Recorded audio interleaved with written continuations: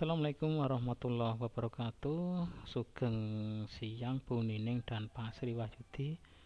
Mohon maaf, ini saya baru bisa membuat presentasi siang ini juga karena nggih ngapunten nggih mugi gawane radi kathah niki. Mohon maaf, ini kami membuat sebisanya, mudah-mudahan ini bisa jadi apa ya Bu ya, mudah-mudahan di ACC nanti dan bisa keluar sertifikat ngoten mawon Bu. Sebelumnya ini saya sudah mengupload di LK1 sampai dengan LK6, nanti Bu Nining maupun Pak Sri bisa saged ngoreksi mbok pilih masih banyak kekurangan yang saya lakukan. Ini langsung mawon Ibu, kami langsung masuk ke presentasi LK6 mawon nggih. Untuk judul saya ngambil judul penerapan model computer based learning berbantuan MPI untuk meningkatkan keaktifan dan kreativitas materi pemrograman web siswa kelas 11 RPLB di SMK Iptek Purwo Sukoharjo tahun pelajaran 2021. Bab 1 pendahuluan, latar belakang nanti seperti ini Bu yang bisa kami buat. Ini situasi dan kondisi pembelajaran di ruang praktikum SMK Iptek. Ini karena juga jadi faktor penting terutama di peralatan. Ini di tempat kami, di ruang kami ada 40 PC klien dan 1 PC server. Terus di jurusan kami ini ada untuk kelas 11 nya ada 2 rombel, 2 kelas, yaitu kelas 2 RPLA dan 2 RPLB. Ini memang dominan di tempat kami, di jurusan kami yang RPL ini banyak siswinya. Jadi mungkin nggih lumayan rame Bapak Ibu niki. Ini di tempat kami ini yang sudah kami lakukan sebelum penelitian, ini yang sudah terjadi lah, yang sudah terjadi, yang kami rasakan di tempat kami waktu kami melakukan praktek. Ini banyak siswa yang responnya kurang, dia terlalu pasif, sehingga mungkin dari situ kami ambil kesimpulan bahwa karena kepasifan siswa ini jadi teacher center atau berfokus pada guru. Jadi walaupun kita sudah menggunakan kurikulum K13, tetapi dalam prakteknya susah diterapkan. Jadi guru yang harus aktif. Ngoten Bapak dan Ibu, Bu Nining dan Pak Sri.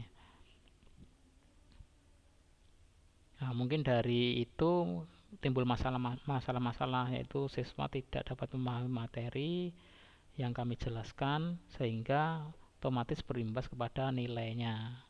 Nilai siswa banyak yang di bawah SKM atau standar ketuntasan minimal. Ini yang poin B, identifikasi masalah. Bahwasanya yang pertama, ini peralatan praktik kami yang kurang maksimal, emang karena di tempat kami tidak ada toolman, adanya guru yang merangkap pekerjaan sebagai teknisi, jadi tidak bisa maksimal juga.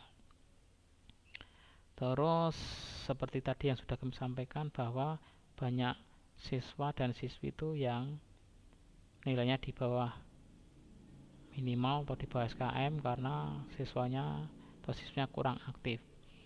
Jadi kalau nanti waktu ada pelajaran, siswi itu, terutama siswi nggih banyak ramenya. Terus misalkan dibuat kelompok, nanti suruh diskusi juga malah kesana kesini, ngoten Ibu. Ini nanti Bu Nining saged mirsani ini yang bisa kami buat, mudah-mudahan berkenan dan bisa menjadi syarat untuk keluarnya sertifikat Bu. Terus berikutnya, ini saat siswa diberikan tugas, ini kalau sudah selesai itu sering jalan-jalan, jadi ke sana ke sini mencontek temennya dan lain sebagainya. Padahal juga ini sudah kami instruksikan untuk tidak rame dan lain sebagainya. Berikutnya yang poin ketiga C, rumusan masalah yang bisa kami buat. Yang pertama, ini bagaimana kondisi peralatan praktek atau komputer laptop saat digunakan untuk praktik siswa. Ini yang poin pertama. Yang poin kedua, bagaimanakah pengelolaan pembelajaran yang dilakukan guru saat melaksanakan pembelajaran yang dalam pelaksanaan menggunakan job-job atau modul. Kita menggunakan job sheet dan modul. Yang ketiga, apakah penggunaan model pembelajaran computer based learning yang berupa web tutorial, booth sosial media atau aplikasi dapat meningkatkan keaktifan dan kreativitas siswa kelas 11 RPL SMK Iptek Weru Sukoharjo. Ini tak kula tambahin nggih karena kita pakai ya rencana ada beberapa jalan yang kita akan tempuh biar nanti bisa maksimal. Karena semua ini software Bu, nanti kita akan fokus semua bisa terintegrasi dalam satu aplikasi atau dalam satu platform. Tujuan nanti penelitian untuk meningkatkan keaktifan dan kreativitas siswa kelas 11 RPL pada mata pelajaran pemrograman web dan perangkat bergerak melalui penerapan model pembelajaran computer based learning. Adapun manfaat yang nanti bisa kami buat, bisa kami tulis di sini, manfaat praktisnya untuk siswa diharapkan dapat meningkatkan keaktifan dan kreativitas siswa kelas ini 11 RPL. Bagi guru tentunya ini diharapkan dapat meningkatkan pengetahuan dan wawasan. Terus yang berikutnya, bagi peneliti lain diharapkan dapat menambah pengalaman dan wawasan serta menambah referensi untuk mempertajam dan memperluas penelitian sejenis. Dan yang manfaat yang terakhir ini bagi sekolah dapat meningkatkan indeks prestasi pembelajaran dan sebagai bahan evaluasi dan tindak lanjut kegiatan pembelajaran di sekolah. Untuk bab 2 yaitu kajian teori, ini mungkin nanti bisa panjenengan pirsani, ini mungkin hampir sama dengan teman yang lain ya Bu ya, nih untuk model pembelajarannya kita akan berfokus pada computer assisted instruction. Jadi instruksi nanti seperti tutorial nanti diharapkan dapat mengaktifkan atau dapat membuat siswa aktif dan kreatif. Ini komputernya, computer assisted instruction.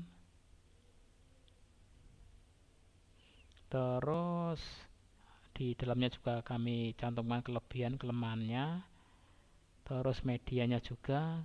Kebetulan nanti kalau yang dalam waktu dekat ini siap ini adalah menggunakan Adobe Flash, tetapi nanti kita gabung dengan web. Jadi nanti rencananya kami Flash yang berjalan di web, jadi bisa diakses dari mana-mana, jadi dari internet.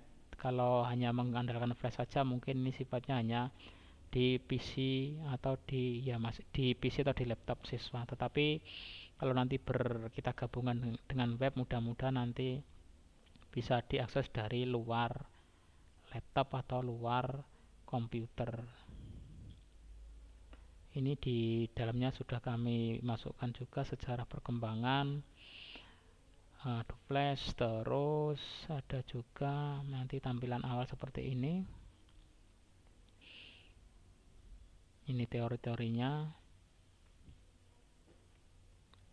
Di sini juga ada kelebihan multimedia interaktif sebagai media pembelajaran, juga kami cantumkan.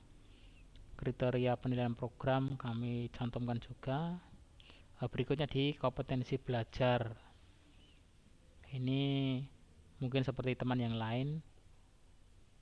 Kompetensi dalam Kamus Besar Bahasa Indonesia, kompetensi adalah kewenangan untuk menentukan atau memutuskan suatu hal.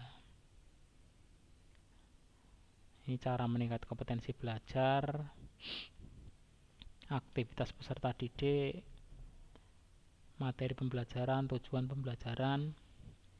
Ini kami mencantumkan 5 untuk tujuan pembelajaran.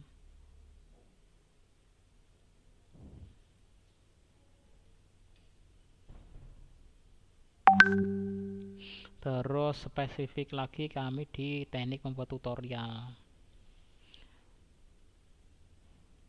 Nah, tutorial bantuan atau bimbingan belajar yang bersifat akademik oleh tutor kepada mahasiswa. Ini secara teorinya, nanti ini kami ke siswa agar bisa lebih mandiri siswanya. Terus di sini ada langkah perencanaan pelaksanaan. Terus juga ada evaluasi, kinerja tutor, pelaksanaan, dan lain sebagainya. Ini penelitian relevan yang kami masukkan setelah kami ambil dari beberapa referensi. Ini dari Heri Prastyo dan Nurhayati 2013. Hasil yang diperoleh 83-20%. Ini lumayan besar, memuaskan. Mungkin untuk peneliti yang lain mungkin rendah, hanya sekitar 50-an%.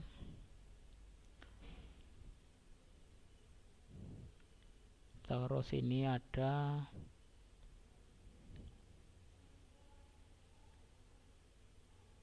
beberapa teman yang lain, ini nilainya juga tinggi, 87%. Berikutnya untuk kerangka berpikirnya, ini kami buat seperti ini.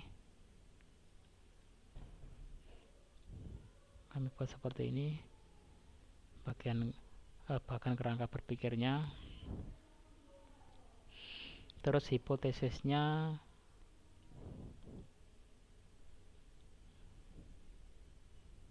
seperti ini.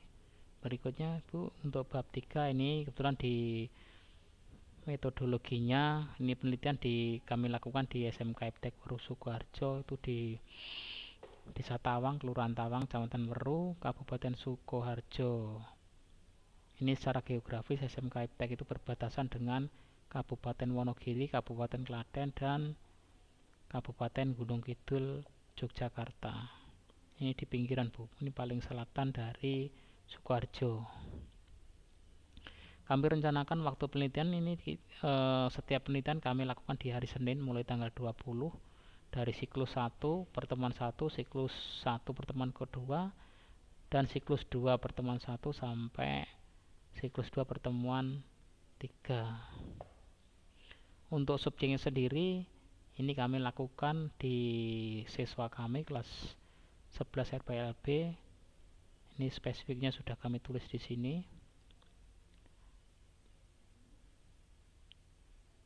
Terus untuk sumber datanya kami buat seperti ini.